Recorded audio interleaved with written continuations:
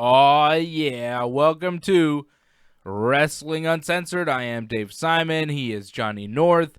Wrestling Uncensored is the show. RingsideReport.net is the website. You need to go there. RingsideReport.net. We have all the shows available there. Wrestling Uncensored, Ringside Report, the MMA show, and Dave and Johnny Live, where we recapped the decade in professional wrestling. We debated our wrestlers of the decade. We talked about match of the decade, feud of the decade, and a lot more, recapping the past 10 years on Dave and Johnny Live this week, which you can watch on the YouTube channel. If you're watching this show on YouTube, well, you're already there. Subscribe to the channel. If you're listening to this show on the radio, you can get more info on the YouTube channel and Dave and Johnny Live, which is a YouTube-only show. That's available on our website at ringsidereport.net. So, today on the show, we have a lot to get to because we're going to recap 2019. We did a whole decade in review on Dave and Johnny Live, but here on Wrestling Uncensored, we're going to keep it a little bit more traditional for the year that was. This is a best of 2019 edition. The best and maybe the worst, I guess. Some of the worst things. Undertaker Goldberg did wrestle in Saudi Arabia this year, so he could talk about that as well. Johnny North, we're also going to start to preview what's going to happen next year in professional wrestling in 2020. The Roaring Twenties coming up. We've got AEW in Jacksonville, Florida. We know that Cody Rhodes will be wrestling Darby Allin in a rematch from their time limit draw. So that's going to be fun. And we have Le Champion, Chris Jericho, set to make some sort of announcement regarding Jon Moxley. And AEW has their next pay-per-view coming up in February, Revolution. So a lot of things happening as far as AEW, and the WWE, of course, has Royal Rumble coming up, and that's just 4 weeks away. And we usually like to look forward on this show, but since it's the last show of the year, it's a kind of holiday season, I figured we'd look back at the year that was in professional wrestling. It's been a big year. You know, it was the start of AEW. They went on TV in October, the start of the Wednesday night ratings wars with AEW and NXT, NXT going to 2 hours, WWE going to Fox on Friday nights. The wrestling business definitely changed a lot over the past 365 days, but I want to start with our wrestler of the year, and I want to go with our AEW Wrestler of the Year and a WWE Wrestler of the Year, and then an overall Wrestler of the Year, because I think, you know, our Wrestler of the Year, we talked about it over the past couple of weeks. We've kind of been circling around this guy and this name, but for me, Wrestler of the Year would be Cody Rhodes. I think he had the match of the year. I think he was the best babyface in all of professional wrestling. He's a guy that really gets that sympathy from the audience and seems to be genuinely loved. He's one of the few guys in pro wrestling today that can be a pure, you know, as they say, white meat babyface. Like, he's just such a good guy. And people really like him, and people get behind him, and he's become the top star in AEW, and he wasn't really looked at as being that guy. No one really expected Cody, but this year he really rose above everyone else and took over. This was the year of Cody. I found him more of a character babyface because at times he can be a bit cocky, a bit arrogant, but that's actually good qualities of him because it shows that he's really good at what he does and he believes in himself. And he's great in the ring. Like, his matches, in my opinion, they're the most exciting matches I've seen in AEW because they're the whole complete package. It's not just flips. He does that, but he can also wrestle too. Cody is my AEW Wrestler of the Year and my overall Wrestler of the Year. Yeah, I would say that too. I mean, I have like Seth Rollins for WWE, and I think Cody, in my opinion, was better than Seth Rollins this year. Yeah. So yeah, I'd go with Cody. I'd take Cody's matches over Seth's this year. I think Seth wrestled more, He did. but Cody's meant more. Well, I thought Cody had the match of the year with him and Dustin. Yeah, I agree. And we've been talking about that. I think that match was match of the year by far. One of the best matches we've seen in a long time.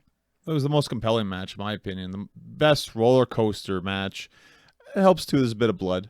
Actually, a lot of blood. May 25th, Double or Nothing, Cody beat his brother Dustin, and then he cut that promo afterwards. You know, I don't need a friend, I don't need a partner, I need a brother.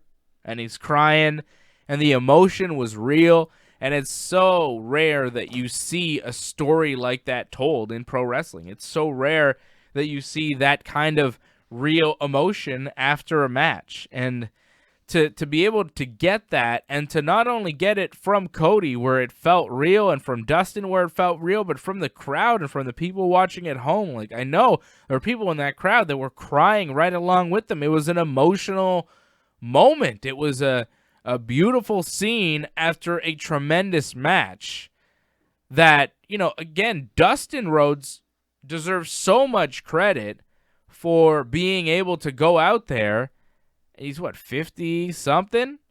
He's 50 years of age. He was 50 when he had that match, and people kind of counted him out or didn't think that he'd be able to kind of pull off that type of performance. We know he's good, but we didn't know he was still that good, and he proved a lot that night as well. Cody proved a lot. I think they showed a lot to the wrestling world. There was a magic in the air. It was Double or Nothing. You know, it was the second. It was really the first ever AEW show, right? Because the first one was All In. It wasn't really AEW. It was kind of a co-promotion with Ring of Honor. But this is Double or Nothing. This is the first one, and Cody and Dustin have a lot riding on it. There was the magic of Dusty Rhodes in the air. You know, there was something. It was special. It was different. It was magic. You know, that's what pro wrestling's all about. Like, we sit through a lot of Baron Corbin so we could get the Cody Rhodes and Dustin Rhodes. You know what I mean? Like, we sit through a lot of garbage so that when we get these types of moments, we appreciate them so much more, because we know how rare it is to see that type of emotion, that type of match in pro wrestling. It just doesn't happen every day. Well, it's just great because they wanted to do this match at WrestleMania. They were told no. So they had to pretty much create their own format, their own platform, and put themselves on this big stage. And they were able to succeed and show that they were able to have a great match. And they should have been at WrestleMania. And for Dustin, I think going into this, he was expecting this to be his last match. And this kind of gave him new life in a sense, a new purpose to keep going in wrestling, because his brother needs him. It was quite something. The blood, too, Dustin bleeding. And you look at Cody's run this year, that match with Dustin. Then he has the time limit draw with Darby Allin at Fyter Fest, which was putting over Darby Allin in a way that no one else really could. And look at where Darby Allin has gone from there. We're getting the rematch on January 1st. Yeah. And this match happened 6 months ago. But people are still talking about it. People still remember. It meant a lot. It was a great match, and it went to a time limit draw. It was the first time limit draw for AEW. It kind of set the tone as far as, hey, we're going to do time limit draws. And it also said, hey, this guy Darby Allin, he's not just some small wrestler guy. This guy's going to be a real star here in this company. He just went to a draw with Cody Rhodes. Well, Darby Allin's my rookie of the year. I don't know about you, but for a guy just to come out of nowhere like that, and suddenly right away after that match, you're practically a main eventer, it's pretty big. Darby Allin, rookie of the year. What about MJF? I think Darby Allin, like, MJF had good moments, but he didn't have a lot of matches when you think about it. He had that ring against Hangman Page, and then that was it. Brandon Cutler, I think he wrestled one time. He didn't have a lot of matches. Darby Allin, he wrestled the champion. He wrestled Cody. Yeah. He had more moments.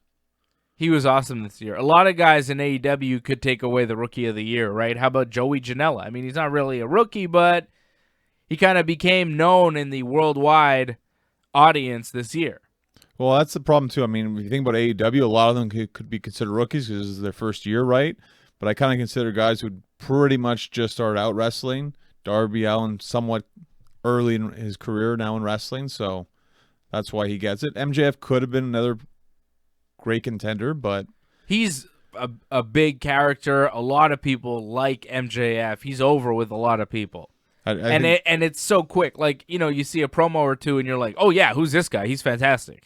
Yeah, promo-wise, yeah, sure, he's better than Darby Allin, but in the ring, Darby Allin is incredible. I agree. I would give Darby Allin Rookie of the Year, too.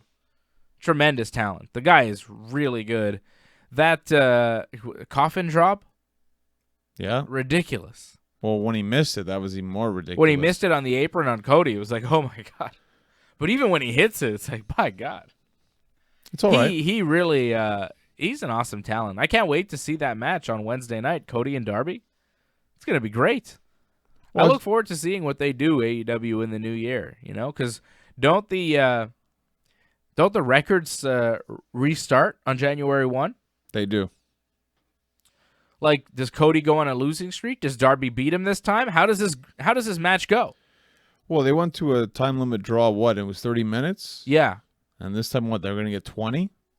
So you think it'll be another draw? I wouldn't be surprised. Leading to some sort of 60-minute match or no time limit or something? Well, the end game for Cody right now is MJF, so him and Darby Allin, this could just keep going on and on and on. I like that Cody has side stories.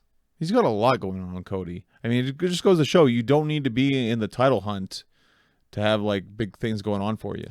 And you see what happened there after the match with Darby Allin. That was incredible. Shawn Spears comes in and whacks him in the head with a chair, and Cody is busted open very badly. And it won't be the last time in 2009 that you see Cody bleeding from his head and you're worried because of how badly he's cut and how much blood he's losing, right? It happened a couple times to Cody this year. Not just the chair shot from Shawn Spears, but the dive onto the ramp when he wrestled Chris Jericho for the AEW title at Full Gear. The year kind of just built up for Cody when you think about it. I mean, he's kind of starting up against his brother. Then he wrestled guys like Darby Allin, new guys. Shawn Spears. He beat Shawn Spears, and he finally built himself up to face Jericho. It just made perfect sense. It was a perfect build-up for Cody, and he kind of almost did everything when you think about it. It was a great story. All the pieces were put together very nicely, but at every single step, Cody delivered and exceeded. His promos were amazing. I didn't know Cody was that good at promos. And his matches, too. Look at who Cody Rhodes was when he started in WWE, and look at him now. It's amazing. That's why he's Wrestler of the Year. Wrestler of the Year from Wrestling Uncensored. Congratulations to Cody Rhodes. He is our AEW Wrestler of the Year and overall Wrestler of the Year. As far as WWE Wrestler of the Year, I had a harder time picking it, but the only guy that really stands out is Seth Rollins. Well, he won the Rumble. He won the Universal title twice. Beat Brock a couple times. Had a great match with AJ Styles at Money in the Bank. One of the better matches this year. Yeah. He had the best year when you think about it. Yep. Nobody else really had a good year in WWE. I guess Brock, in a sense. He ended it as champion, but, he lost to Seth a bunch. That's why Seth gets it over Brock, because Seth beat him twice. At WrestleMania and SummerSlam. All Brock's really done this year is beat Kofi in, 5 seconds. Money in the Bank. That was a good moment. He won Money in the Bank in, 20 seconds. Brock has done nothing this year. And yet he's the champ. And yet he's main evented all the big shows. When was his last match? I can't even remember. Was it Cain Velasquez? Yeah, I think so. Was it? It's crazy, isn't it? Wasn't that in the summer? Or no, that was on Halloween, right? Yeah. We haven't seen the WWE champion since... No. He was at something after that. Oh, he was at Survivor Series. I'm mistaken, Series yeah. in November, right? He wrestled... Rey Mysterio. That was the last time I saw Brock. It was all right. Again, Brock's good. It's a decent match. Yeah, when he's there, he's all right. But he's just so rarely there. I thought his match with Seth Rollins was the best WWE match this year. Yeah, match of the year for WWE. SummerSlam. Brock and Seth at SummerSlam. Great match. It was very good. Maybe Seth and AJ, though. I just found the Brock one, the storytelling, the way it was built up, the fact that, it's like, Seth, come on, you're not going to beat him again. It's going to be Brock's time, but Seth came back and he beat him. You don't think that Goldberg and Undertaker was match of the year? A lot of people will say that's disappointment of the year. That was crazy. That was one of my favorite matches this year for sure. Not because it was good, but because of how bad it was. It's too bad that happened. It's too bad that's the last match we've seen of Taker. Is that Taker's last match? Well, he did do that tag match. That's his last singles match. Remember, he did the tag match with Roman Reigns, which was actually very good. Yeah. Who did they wrestle? Shane and I think Drew McIntyre. Right. But there was no Drew McIntyre Undertaker match at SummerSlam. That was it for Undertaker. He was done. Yeah, he wrestled some throwaway pay-per-view, didn't he? No, he wrestled that Extreme Rules, and that was it. It was Extreme Rules, and that's it. Then he was done for the year. Where's Taker? Does Taker wrestle next year at Mania? He didn't wrestle this year, so why would he wrestle next year? I don't know. Is he done? Like, what's the story? But he's not done. He said it. Like, if you saw the yeah promo thing he did with Austin, like... He's not done. No. So it's weird. It's very weird. I don't know what's going on with The Undertaker. If you were to pick an opponent for Taker at Mania, who would it be? Sting. Sting says he wants it. Oh, do it. Brother, did you not learn from Goldberg? I think Sting will be better. No, it won't. Yes, it will. No, it won't. Yes, it will. He wrestled Triple H and Shawn Michaels, and it was the worst. Him and Kane against Triple H and Shawn Michaels was so ugly. How is Sting going to be better? Well, Triple H... Do you not remember when Undertaker and Triple H both Irish whipped each other into the barricade? It was like a double Irish whip. Like, who's taking this move? I don't know. I guess both of us. Whoa! Triple H, was terrible. He tore his pec. It was so bad. Triple H tore his pec. Yeah, so? You don't think Sting will get injured in the match? Sting will tear his quad or break his leg and Taker will get concussed? Like, what do you think is going to happen? These guys are nearly 60. I think Sting is 60. He might be, yeah. That's enough. I mean, it's pushing it now, guys. Should you be taking bumps at 60? I don't think so. To me, it's the last big WWE versus WCW dream match that people want to see. It's over. It's not over. One more. Give it to us. Come How on. old is old Steve Borden? He's 60. He's 60, John. He's actually 60. By Mania, he'll be 61. No thank you for Stinger. All respect to Sting. He's a great legend of professional wrestling. But I don't want to see him wrestle 55-year-old Mark Calloway. Big Mark will be 55 by the time Mania rolls around, and Sting will be 61. That match should not happen. Like, it should no, happen, you're yes. ridiculous, John.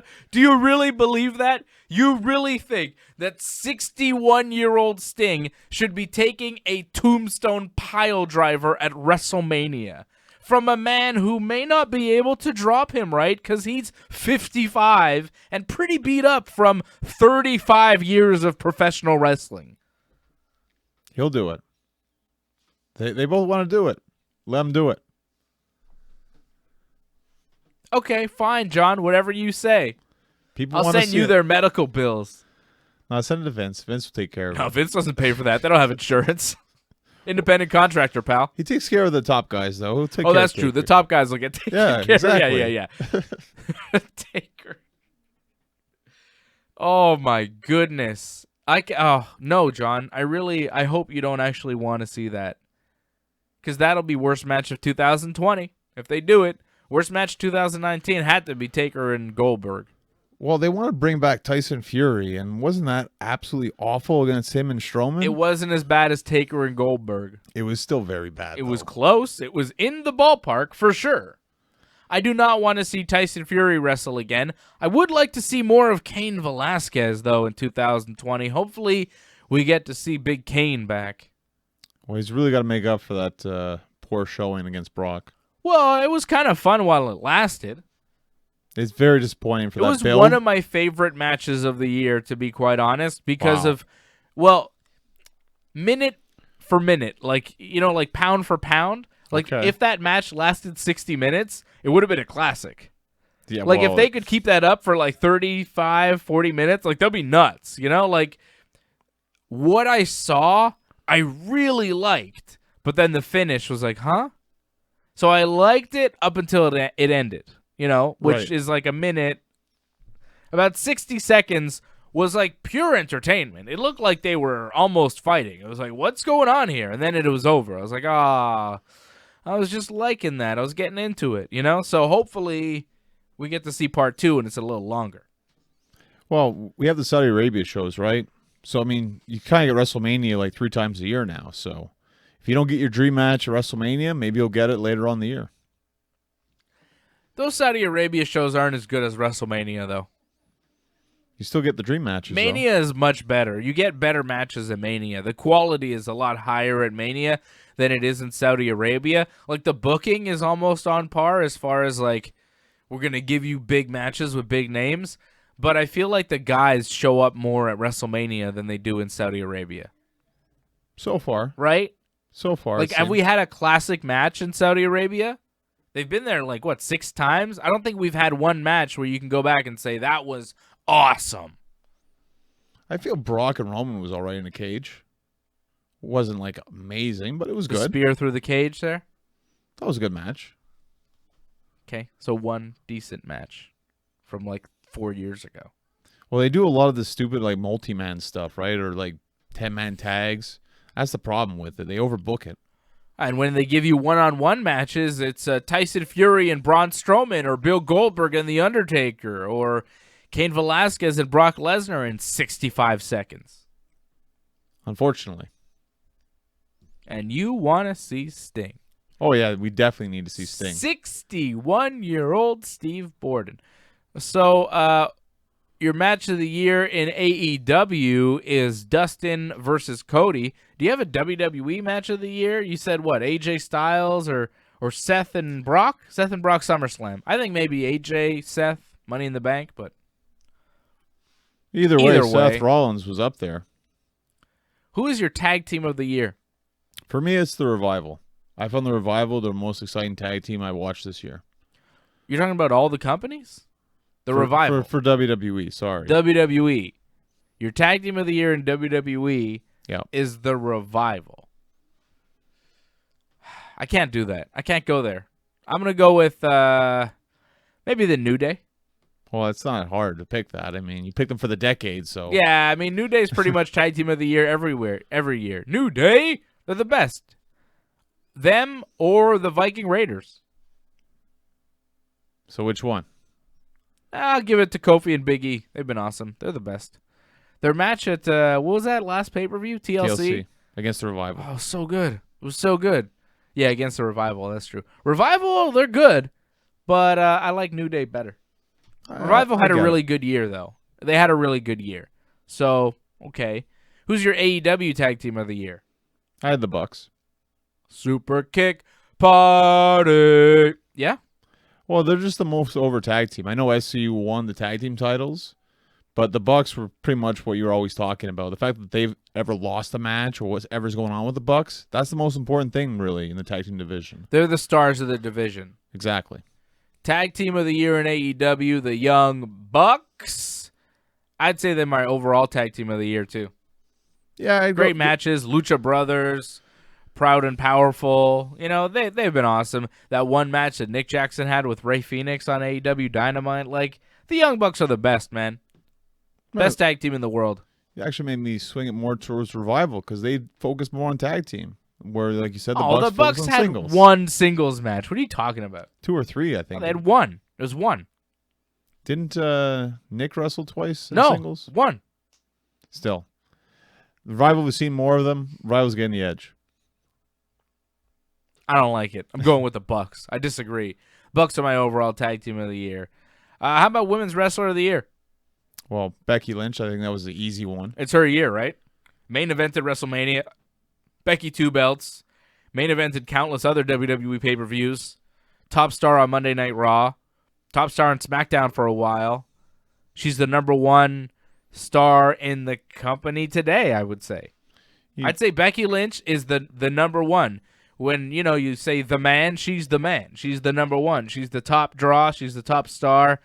She's Becky Lynch, and it's her company. It's her yard. I think for match of the year, her match against Sasha Banks at Hell in a Cell is another strong candidate, I think. Yeah. It's a very good Hell in a Cell match. Yeah. Probably the best women's Hell in a Cell match ever. It was really good. Ever. Yeah, I think it was the best women's Hell in a Cell match ever. One of the best matches of the year. I forgot about that match at Hell in a Cell. That was awesome. That was Sasha's comeback match, right? Well, I mean, one of them on her comeback trail, right? Right. That was really good. They did one of those sit down spot with the chair in the corner. That was nasty. Yeah, it was good stuff. That was a really good match. Yeah, Becky had a great year.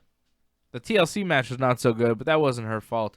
Becky Lynch, Women's Wrestler of the Year in WWE and AEW. I mean, nobody really in AEW is going to compete right now. Well, Riho was my women's star for AEW, but yeah, I mean, doesn't compete towards Becky, that's for sure. I didn't know who Riho was before 2019, and now she's a star in wrestling. In my eyes, she's a superstar of wrestling. She's very good. She's the AEW Women's Champion, first ever. She's awesome. Riho would be the AEW Women's Wrestler of the Year, but WWE Women's Wrestler of the Year and overall Women's Wrestler of the Year would be the man, Becky Lynch. What about Women's Tag Team?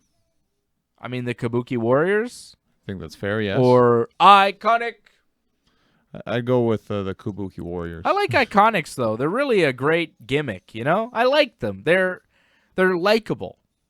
I like Billie Kay and Peyton Royce, and I feel like they're good people in real life, too. I don't know. There's something about them. I'm like, I like these Iconics. I think they're all right. They have a certain charm about them, I guess. Yeah, sure. But I still prefer the Kabuki Warriors. In the ring, on the mic. Although on the mic, I don't really understand what the Kabuki Warriors say. I do like what they're saying. I like the way they say it. I don't understand what they're saying because I don't speak Japanese. They should have subtitles sometimes for them. But I like their promos. And in the ring, of course, they're two of the best wrestlers in all of the WWE. Asuka, I think, was my Wrestler of the Year last year or the year before, like overall. Wow. Because Asuka is just the best. You know me. I'm a huge fan of the Empress of Tomorrow. And I think Kabuki Warriors, Women's Tag Team of the Year for sure. For sure. But on the mic, Iconics, it's pretty close because Iconics promos are very good. AEW is a lot harder because there's not really a lot of women tag teams, but I go with the Nightmare Collective. Okay. Just because they're a group. Man. Iconics kill them in promos. Well, WWE kills it, period. So do the Kabuki Warriors. Yeah. Like, I don't understand what Asuka and Kairi Sane are saying, but I much prefer their promos to the Brandy and Awesome Kong stuff that I do understand. Hint, hint, Brandy. Wait, you could tell where... Sorry, Brandy. Where WWE and AEW, you could tell their strengths and weaknesses pretty much by their divisions. Yeah. Yeah. The men's division, AEW, probably better. Like the top main event level division, probably more fun right now. They're competitive, very competitive. If WWE was one brand, like if NXT, SmackDown, and Raw was all one brand, WWE would destroy AEW. Wouldn't even be close. Right. But they're not. They're not. So AEW is kind of better because they're better than Raw, better than SmackDown, better than NXT. But, it's kind of the whole company versus three different brands. So it's not really fair. But, yeah, I think the men's singles division is more fun to watch in AEW right now, this year anyways. But the women's division, I think, in WWE, by far, way better in WWE. And it's like the most compelling stuff in the WWE. I mean, we saw that at TLC. They main evented, and they deserve to main event. Becky and Charlotte and Asuka and Kairi, like, even though the match wasn't what we expected because Kairi got hurt, don't tell me Becky and Asuka isn't going to be incredible at the Royal Rumble. Well, the fact is they've earned this opportunity to be in the main event, not once, but possibly again. They main evented WrestleMania this year as well. So pretty much the women took over in terms of the attention of the main event scene. Yeah. Becky Lynch becoming like the top star in the WWE First time a woman has ever been the top star in WWE. Like, she took main eventing WrestleMania and she pushed it forward. Like, it wasn't like, okay, you get to main event WrestleMania and it's over. Like, Becky and Kofi both had crowning moments at WrestleMania. Becky's still the only one that's running with it. Kofi had a good moment. Kofi had a good moment, and he had a nice little run as WWE champion. But Becky Lynch, I mean, she's still the Raw Women's Champion. You can't... Has she lost it? She lost to SmackDown. But has she lost the Raw Women's title since beating and taking it from Ronda? She has not. She has not. She's the longest reigning champion right now in WWE. Bayley has now held the SmackDown Women's title longer than anyone has ever held the SmackDown Women's title. She also lost it, though, like 2 or 3 times already this year. Well, her current run, I'm saying. Okay. Longest run of any SmackDown Women's Champion in the history of the SmackDown Women's title. Short history. Very short. But still, longest reigning. But Becky, yeah. Is she the longest reigning champion in WWE currently? She must be, right? The Raw Women's Champion. She's the longest reigning Raw champion. No one else has held a title since WrestleMania, right? Correct. Everyone's switched titles. Even the Cruiserweight title has switched hands. What about Nakamura? Nakamura was not the Intercontinental Champion going to WrestleMania. Who was? I forget who it was, but it was not Nakamura. It wasn't? No, it was not. All right. I'll take your word for it. I'll find out. Who was the Intercontinental Champion walking into WrestleMania 35? And who'll be the Intercontinental Champion walking into WrestleMania 36 in April 2020? The Intercontinental Champion at WrestleMania was Finn Balor. Right. Oh, no, Bobby Lashley. They flip-flopped the title. Bobby Lashley was a champion, and Finn Balor took it from him in 4 minutes. Right. Something like that. Because they kept switching the titles. Because I think he lost at the Fastlane pay-per-view or something. It was Bobby's title, and then he lost it to Finn. And then he beat Nakamura. Or Nakamura beat Finn. Is Braun Strowman going to take the Intercontinental title from Nakamura because he wants a title shot? It's going to happen at the Rumble. Braun's back on SmackDown. It's going to happen at the Rumble, that match. Good to see Braun back. I don't think he'll lose, but I could see Lacey Evans take the title from Bayley, though. Yeah? They're pushing Lacey Evans like crazy. Yeah, they really are. They're using Lacey's family, too, on SmackDown. Did you see that? Yeah. Her husband and daughter were in the front row, and Sasha and Bayley were beating up on Lacey in front of her daughter, yelling at the daughter. It was good stuff. Like, they might just give her a short reign, but still, they might give it to her. I think they've been wanting to put a title on Lacey Evans for a while. They like Lacey. They've been pushing Lacey. It didn't work as a heel. They're trying her out as a babyface. I think they're going to do it. I think Lacey probably takes the title at the Rumble or before even. Well, with Nakamura, he's just got so much backup. He's got Sami Zayn. He's got Cesaro. Yeah. Strowman's screwed. Yeah? Yeah. Okay. Are you still holding out hope for Nakamura, Daniel Bryan, Intercontinental title at WrestleMania? I think that's the way to go. Would be nice. Who knows? Maybe Daniel Bryan will be WWE champion come WrestleMania. You mean Universal Champion? Oh, yeah, whatever it's called. It doesn't matter what it's called. All right, Big Johnny, we got a lot more pro wrestling to get to. We're going to talk a little bit about what's coming up for AEW and what happened this week in the WWE on Raw and SmackDown, and a big wedding coming up Monday night on Raw. A little bit of a preview for you. It is Wrestling Uncensored. Short pause for the radio side. Stay with us. We're still here. You got commercials now. Yeah, we got to read some ads for you. We got some ads for you. IP Vanish. Now, we've been telling you about IP Vanish to secure yourself on the internet. Now, the people at IP Vanish want to make it easier for you in the holiday season for your friends and family. IP Vanish consistently tests as one of the fastest VPNs in the entire industry, so you never have to worry about lag or latency. They've got their new gadgets. Now you can help protect them. Tell them, or better yet, gift your family and friends IP Vanish for securing connected devices from third-party interference. And now, until January 2nd, so you got to get in now, you can save up to 73% on a VPN plan. IP Vanish for as low as $325 a month. Only a secure VPN like IPVanish can truly keep your internet activity secure, especially if you're using your phone or your computer on public Wi-Fi hotspots at a mall, at a coffee shop, whatever. We've been seeing this stuff in the news. Those Wi-Fi hotspots are not safe. They're taking your data. You need IPVanish. You need this to help you protect yourself on the internet. Now, a great benefit for listeners and viewers of the Ringside Report Network. You like to stream live sports. When you establish a connection to an IPVanish server, it'll mask your IP address. It's as though you're using your internet from your server's location. IPVanish is available as user-friendly software for all of your devices: Windows, Mac OS, Android, iOS, Fire TV, you name it. If you sign up for a subscription that includes a 7-day money-back guarantee using our link, the Ringside Report Network will get a small commission that'll help us create more content for you.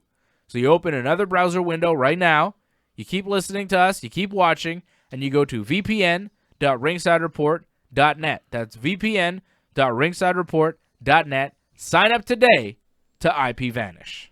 Protect yourself at all times.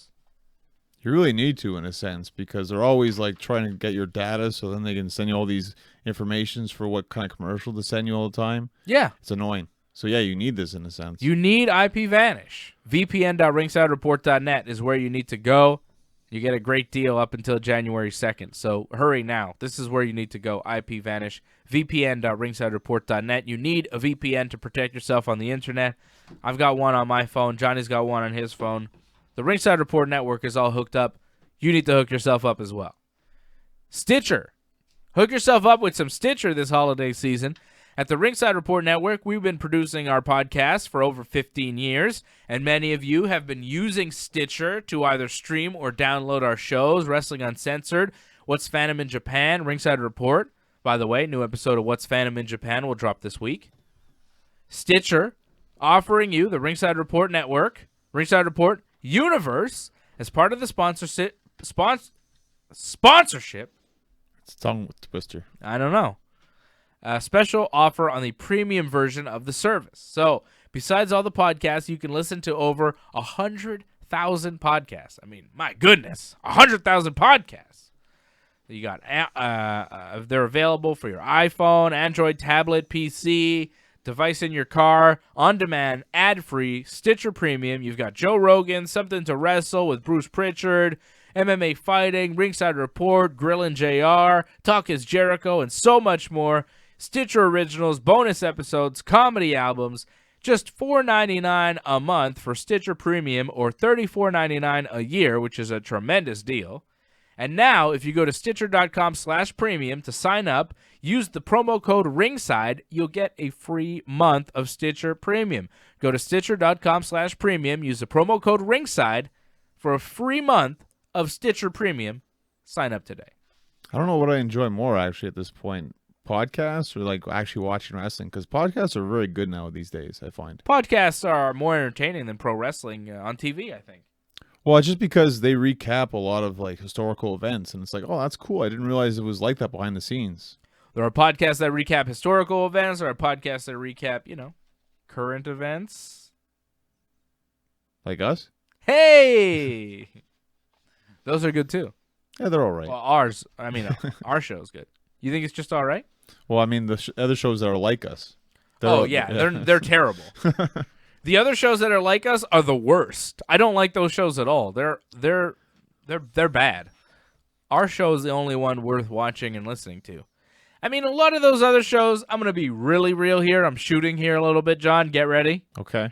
A lot of those other shows, they're scared to actually say what they think because they're scared to offend people, like in the WWE or AEW. We're not scared to offend anybody. Well, You're not scared to offend anybody. No, but a lot of those people kind of work for WWE or sort of work for WWE, so that's kind of why they don't. WWE doesn't give me anything. They give me nothing, too. They give us nothing. We don't work for WWE. We're not paid by the WWE. We're not shills for the WWE. We're not shills for AEW. We're not paid by AEW. We're not paid by New Japan. We're not paid by the WWE. I would take money from New Japan, though, but they don't want to give it to me. You've talked to them about this? No, I just assume they don't want to give me money. Well, if you don't talk to them, of course they won't give you money. I tweeted Okada. I was like, hey, Okada, Rainmaker, make it rain on us. And he's like, no response. Yeah, I'm sure. Thanks, Okada. I'm sure you didn't understand a word of what you said. Rainmaker! You're not the Painmaker, no? I'm hyped for Wrestle Kingdom. You should Are you be. going to watch it? I'll watch the recap. It's too long. 2 nights. Yeah, it's way too You long. thought WrestleMania was long. Imagine if WrestleMania was 2 days. Well, it kind of should be 2 days when you think about it. If it's going to be so long, you should at least spread it out a bit. But I think Wrestle Kingdom's going to wind up being like 2 4-hour shows or something. That's not bad. That's actually better that way. Might be even longer. I don't know. They're going to be long shows. That's too much of it. It's going to be a lot on Wrestle Kingdom. I don't know. We'll crazy. See. But we're going to preview Wrestle Kingdom on the next episode of What's Fandom in Japan. That'll drop on the website, ringsidereport.net, this week. Finally, I complained about it, so it's good. Yeah, I know. We were supposed to do it last week, but we had some scheduling conflicts. You know, holiday season. It's tough to get together. Everything's hard. We are going to get it done early in the week, so it'll be out before Wrestle Kingdom. We'll have our Wrestle Kingdom preview out this week at ringsidereport.net, so stay tuned, and you'll see me on Twitter at Dave Simon MMA, and I'll tweet it out, and yeah. Cool. How about it? How about you do it? In the words of the great Pete Rose, how about it? How about it? You don't remember that? I don't. He was like at WrestleMania in Boston doing Bill Buckner jokes, and after every joke he'd say, how about it? How about it? Fantastic. You don't remember that? I'm glad I got Tombstone then. Yeah, So well, he was annoying. being super annoying. Pete Rose, Boston, WrestleMania. How about it? How about it? I'm telling you. They just have the attack. They don't have... don't worry. I'll show you later, John. He said how about it a lot. It was funny. I don't know if I want to see it, but okay. How about it? All right, John. Back to the show. Oh, yeah. Welcome back. It's Wrestling Uncensored. I'm Dave Simon. He's Johnny North. RingsideReport.net is the website. You want to go there. There's stuff there. There's Ringside Report, the MMA show. I was live with AJ this week. We were on YouTube. You could download it as a podcast. You can watch it as a YouTube show. If you're watching us on YouTube right now, yeah, thank you. If you're listening to us on the radio, you could watch us over at ringsidereport.net. Like the video, leave a comment, subscribe to the channel, and click the bell when you subscribe so you get notifications every time there's new content on the channel. There's always new content on this channel. We'll be doing a Royal Rumble watch-along coming up in January. Before that, though, the week before, we'll be doing a Conor McGregor watch-along. Conor McGregor, Donald Cowboy Cerrone coming up January 18th in the UFC. Definitely get ready for that. It's going to be a party when Mystic Mac returns to the UFC, one of the biggest stars in all of combat sports. How do you like that? Big Johnny. Conor McGregor didn't fight at all in 2019, but hey, in 2020, we're going to get Conor back. It's a good way to start the year. Let's see how it ends, though. It's a fantastic way to start the year. Conor McGregor, are you kidding me? Conor McGregor in January, John Jones in February, and then Khabib and Tony Ferguson in April. Yeah, but you guys just keep wanting more. It's like you have this one fight. It's like, okay, what's the next big fight? You always want more. Well, of course. After one fight, it just sets up the next big fight, just like the next big wrestling match, Johnny North. That's how combat sports works. One match sets up the next one. Never ends. What, are you new to the wrestling business, John? Is this your first day? Hello? Just a little tired of fans just keep asking for more. Or the blood and sweat. People, it's never enough. Well, you had match of the year for the Torture Chamber Pro Wrestling in 2019. I expect match of the year in 2020, John. Always wanting more. So much. That's right. Give me more, Johnny. Give me more. Well, I have more in me, but it's not going to last forever. Enjoy it while it lasts. Okay. What does that mean? Very ominous, John. Why are you always so ominous on this show? What's the matter with you? Well, I was listening to the JR podcast, and JR is saying, like, of course I'm going to sign another contract. Why it lasts that long? Who knows?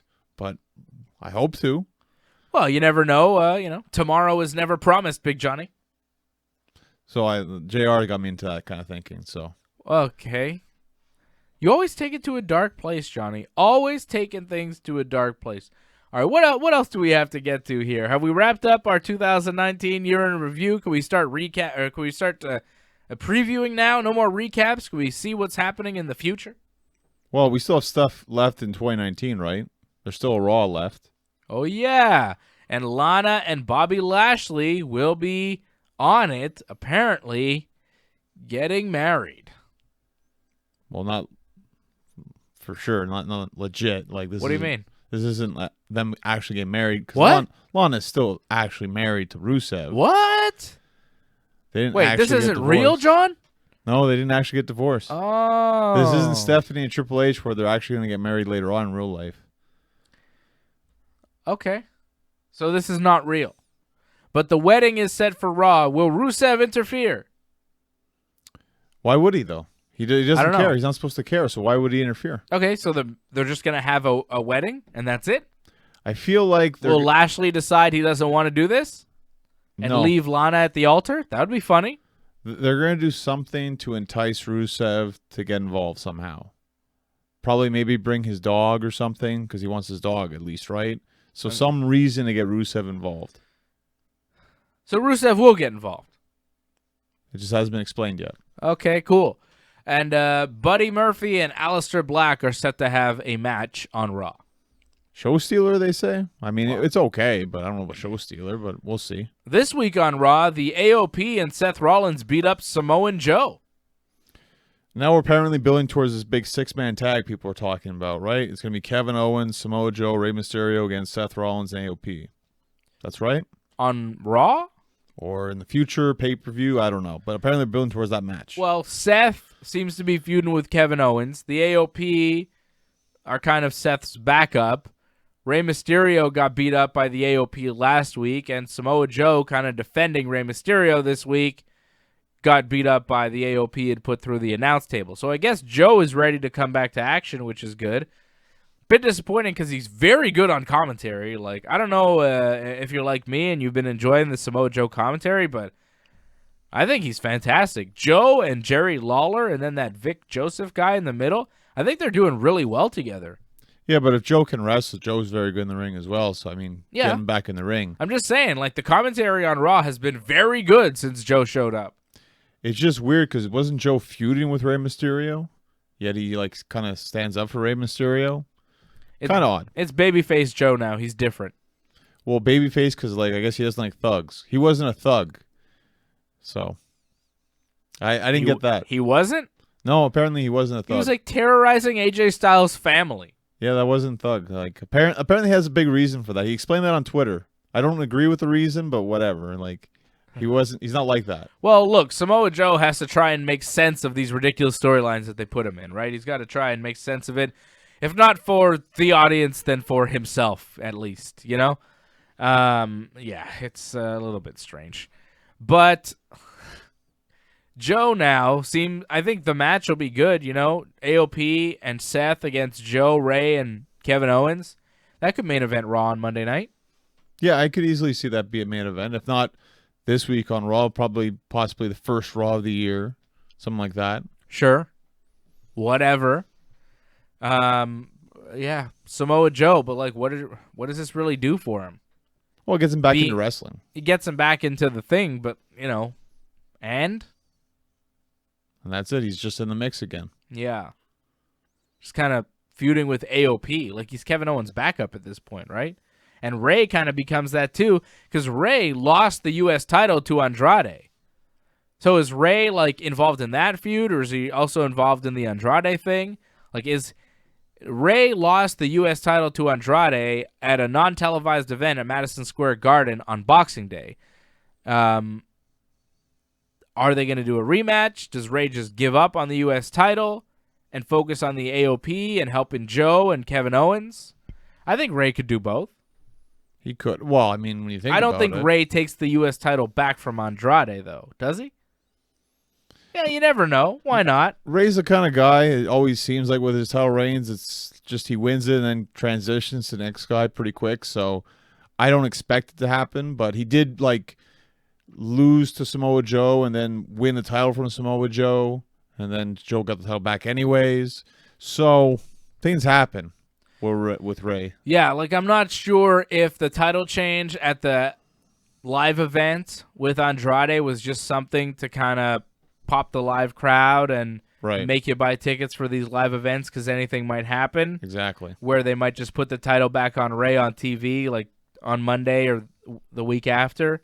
Pop a rating for that as well. Yeah, they do things like that, right? They do a title change just to give you some excitement. You know, there's no real rhyme or reason. They'll put the title back on Ray, and then they'll kind of figure things out down the road. But Andrade taking the title here, it's not necessarily for some sort of story down the road, although it could be. They could make it into that right now if they wanted to. Like if, you know, a writer says, hey, you know, maybe with this whole Samoa Joe thing, like Andrade beats up Ray and then Joe goes after the U.S. title and we do Joe and Andrade. That gives Joe something to do when he comes back, you know.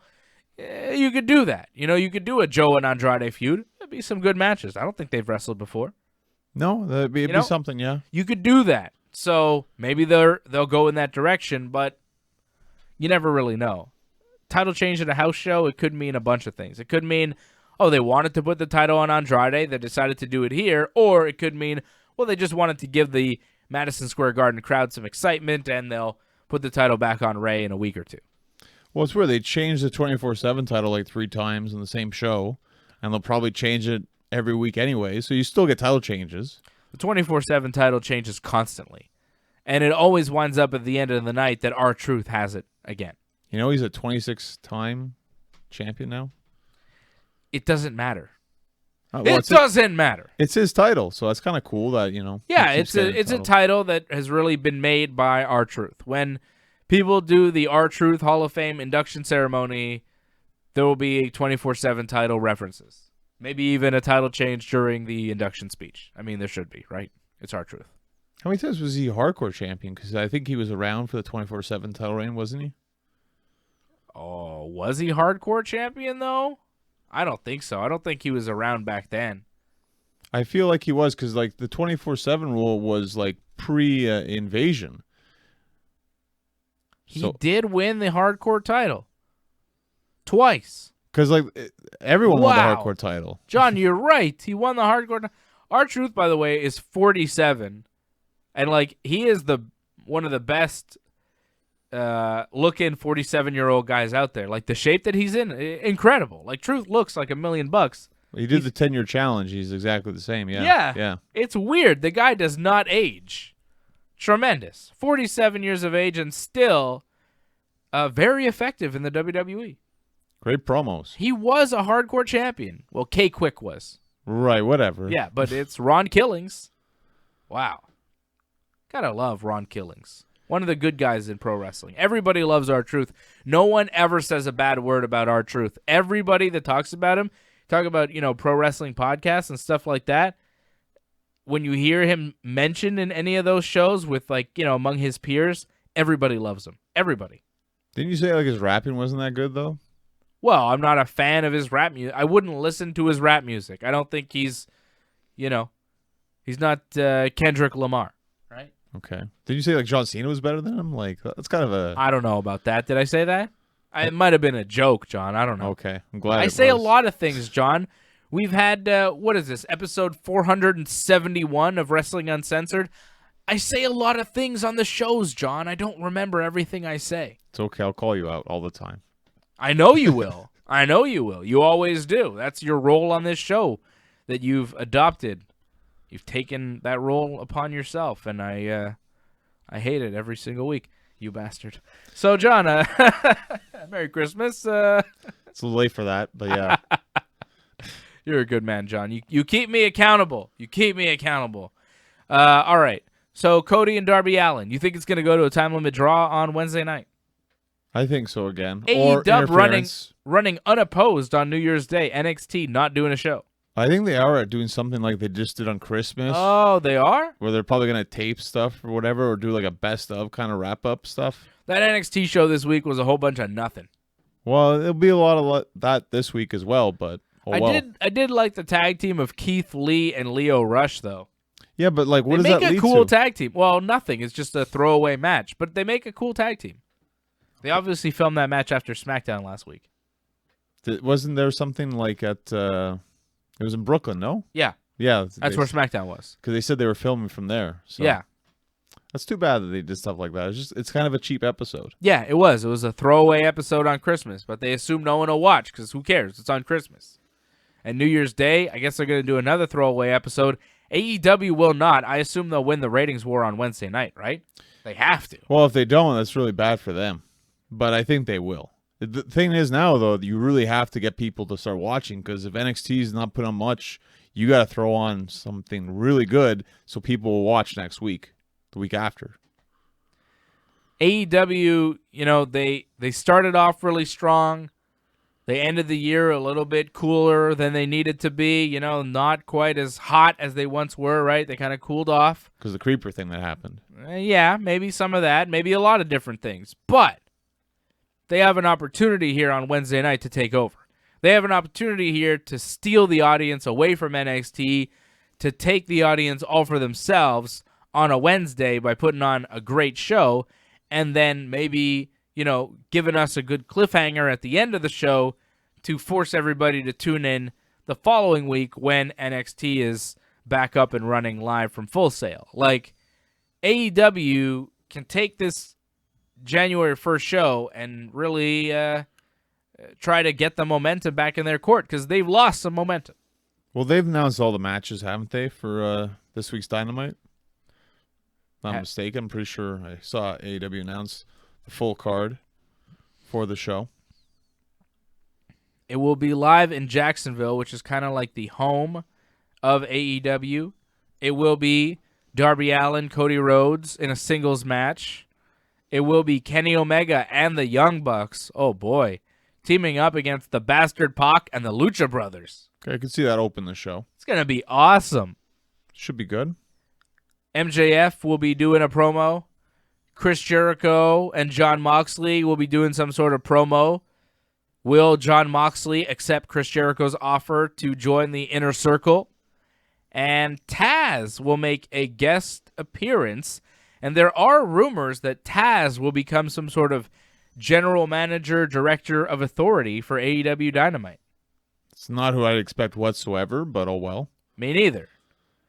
What do you think about that name? I think Taz is decent on commentary, but I wouldn't have him as like a GM kind of role.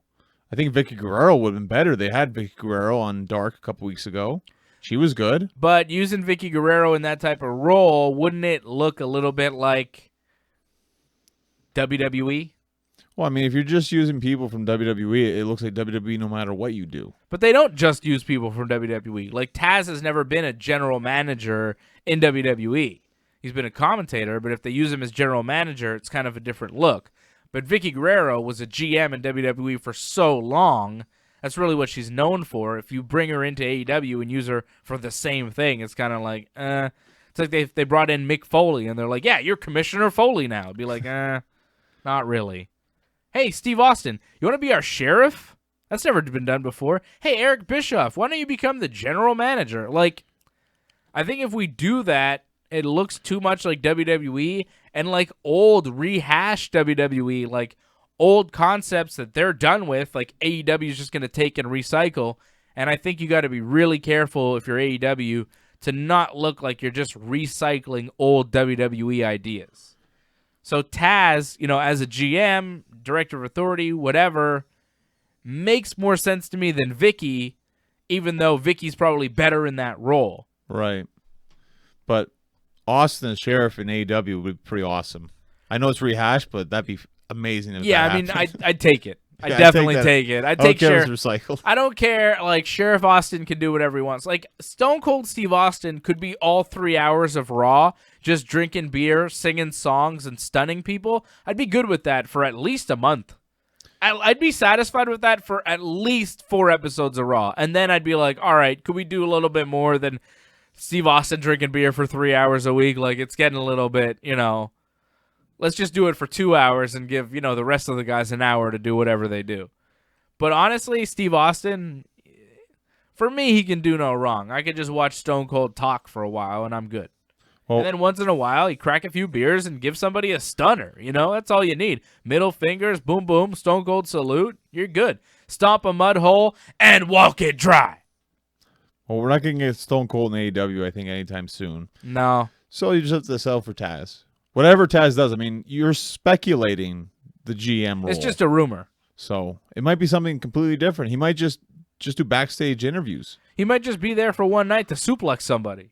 I don't think he actually wrestles anymore. Can he suplex somebody still, though? I mean, he doesn't take bumps, but he can still probably throw somebody. I think he just does the Taz mission. That's it. But he's the human suplex machine. Even on this thing where they're advertising Taz, like if you could, see this image here? They say human suplex machine. They're advertising him as a human suplex machine for AEW. Right, because a lot of people remember the ECW wrestler Taz, and they're trying to promote that. I would have advertised him as the master of the Rocket Buster, Taz. That's not a great way of promoting Rocket him. Buster. Human suplex was his best gimmick. Yeah, he was very cool in ECW. Very cool. Everything about Taz was great in ECW. He One was of the man. One of the first MMA gimmicks. When you talk about like the top guys in wrestling, it was him, Goldberg, Austin. Yeah, Taz was like the man in ECW. Feared. Well, a lot of people thought he was legit. Yeah. Oh, he was legit to a certain extent. Like, I think he had a black belt in judo. Well, like every match that was like a shoot. Like he tried to play off every match with a shoot. Not every match was a shoot. No. But he played it off like it was. Yeah. I mean, he was a pro wrestler, but still, he had a legit background, which is one of the reasons why it looks so good. Well, he could stiff you. But again, this was like how many years ago now? Over 20 years ago. He's not the same guy anymore. No. And of course, that didn't work with RVD. No, RVD doesn't like that kind of stuff. He'll kick you in the face. Didn't RVD like beat Taz up backstage one time? I wouldn't be surprised. I think there's a story of like RVD told him to pick a hand and boom, right in the face. Yeah, there's something like that. I feel like there's a lot of RVD stories like that. There's a lot of good RVD stories. RVD doesn't take any crap from anybody. This is why we need RVD in AEW, because he doesn't like a lot of people there. RVD in Impact Wrestling is really good, though. His promos are awesome. Do you see that jacuzzi promo he did? I didn't. You didn't? I didn't see it. With his girlfriend? I didn't see it. You've seen his girlfriend, though, right? Yeah. You know his girlfriend has a girlfriend? I'm not surprised. RVD's living that life. Yeah. Goodness. On that note, Happy New Year, everybody. We love you very much. Thank you for joining us in 2019. Thank you for joining us for this year-end special. Johnny North, when is your next match? When can people see you wrestle in 2020? It'll be January 25th, 2020. It'll be in Anjou, Quebec.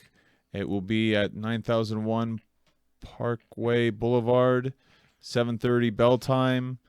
And I've already beaten Don Belanger before last year, and I'll beat him again next year. Nice. So this is a Saturday night, January 25th, the day before the Royal Rumble. You, Don Belanger, one-on-one.